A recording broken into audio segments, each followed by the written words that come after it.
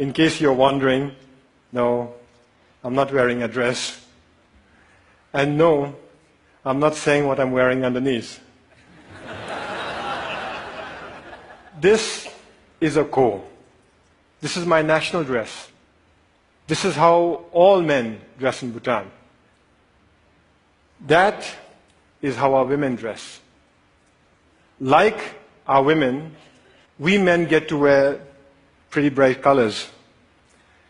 But unlike our women, we get to show off our legs.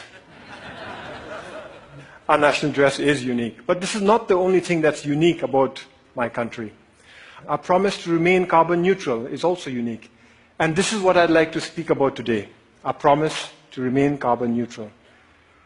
But before I proceed, I should set you the context. I should tell you our story. Bhutan is a small country in the Himalayas.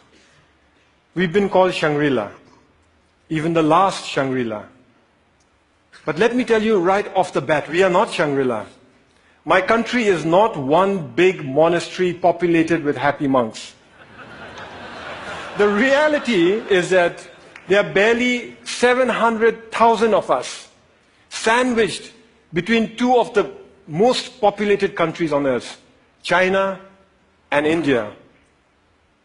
The reality is that we are a small, underdeveloped country doing our best to survive. But we're doing okay. We are surviving. In fact, we are thriving. And the reason we are thriving is because we've been blessed with extraordinary kings. Our enlightened monarchs have worked tirelessly to develop our country, balancing economic growth carefully with social development, environmental sustainability, and cultural preservation, all within the framework of good governance. We call this holistic approach to development gross national happiness, or GNH. Back in the 1970s, our fourth king famously pronounced that for Bhutan, gross national happiness is more important than gross national product.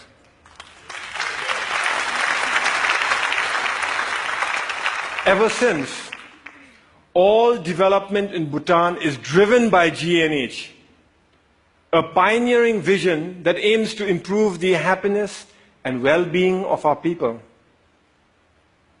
But that's easier said than done, especially when you're one of the smallest economies in the world. Our entire GDP is less than $2 billion. I know that some of you here are worth more individually than the entire economy of my country. So our economy is small. But here's where it gets interesting. Education is completely free.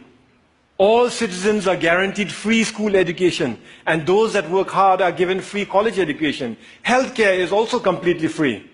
Medical consultation, medical treatment, medicines, they're all provided by the state.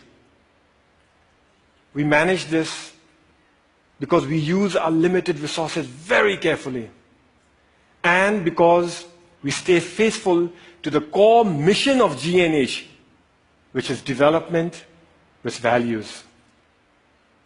Our economy is small, and we must strengthen it. Economic growth is important. But that economic growth must not come from undermining our unique culture or our pristine environment. Today, our culture is flourishing. We continue to celebrate our art and architecture, food and festivals, monks and monasteries. And yes, we celebrate our national dress too. This is why I can wear my ko with pride. Here's a fun fact. You're looking at the world's biggest pocket. It starts here, goes round the back, and comes out from inside here. In this pocket, we store all manner of personal goods, from phones and wallets to iPads, office files, and books. But sometimes even precious cargo. So our culture is flourishing, but so is our environment. 72% of my country is under forest cover. Our constitution demands that a minimum of 60% of Bhutan's total land shall remain under forest cover for all time.